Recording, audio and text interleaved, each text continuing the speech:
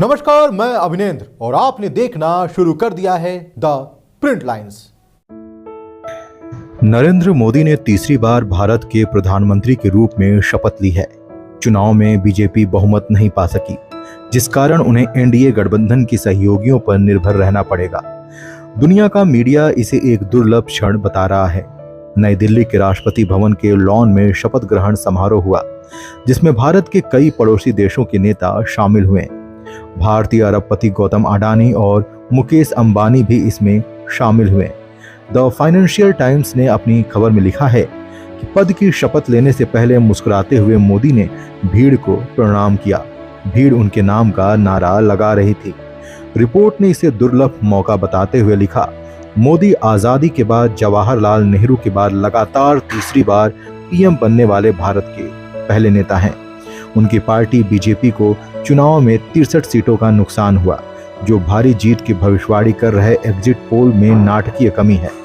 विश्लेषकों का हवाला देते हुए कहा गया है कि पीएम मोदी को अब सरकार चलाने के लिए कूटनीतिक कौशल सीखने होंगे, राजनीतिक रूप से विवादास्पद सुधार योजनाओं को धीमा करना होगा और बीजेपी के हिंदू राष्ट्रवादी लक्ष्यों पर काबू पाना होगा।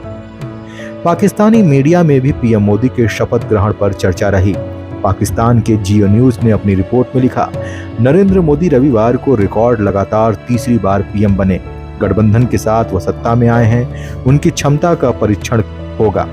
मोदी, जिन्होंने बीजेपी के वैचारिक अभिभावक राष्ट्रीय स्वयंसेवक संघ के प्रचारक के रूप में शुरुआत की, जवाहरलाल नेहरू के बाद प्रधानमंत्री के रूप में लगातार तीसरी बार सेवा देने वाले दूसरे व्यक्ति हैं।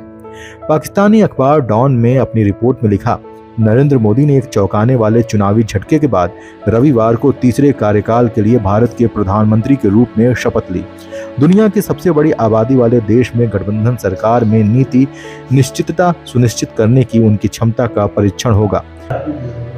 वहीं यूएस की एबीसी न्यूज ने लिखा है कि उनकी हिंदू राष्ट्रवादी बीजेपी ने 2014 और 2019 में भारी बहुमत से जीत हासिल की। नवीनतम राष्ट्रीय चुनाव में अपने दम पर बहुमत हासिल करने में वह विफल रहे।